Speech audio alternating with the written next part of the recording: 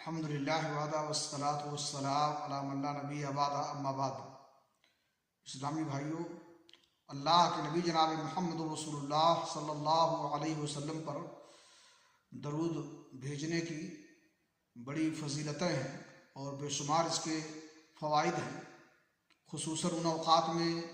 اور ان ایام میں جن میں درود بھیجنے کا حکم ہے، جسے جمعہ کا دن ہے۔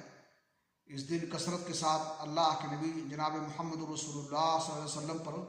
درود بھیجنا چاہیے، کیونکہ اس دن درود آپ پر پیش کیا جاتا ہے، آپ براہ راست اس کو سنتے نہیں ہیں۔ سنن نبی داؤد کی حدیث ہے،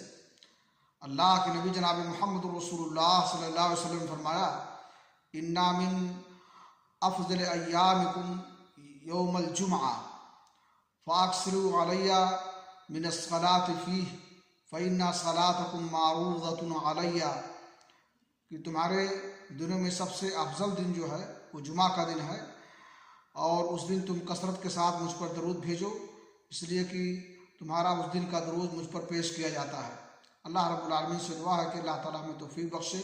کہ ہم کثرت کے ساتھ اللہ کے نبی جناب محمد رسول اللہ صلی اللہ علیہ وسلم پر درود پڑھیں، اور اللہ تعالیٰ اس کی وجہ سے ہمیں فائدہ پہنچائے۔ وآخر الحمدللہ رب العالمین۔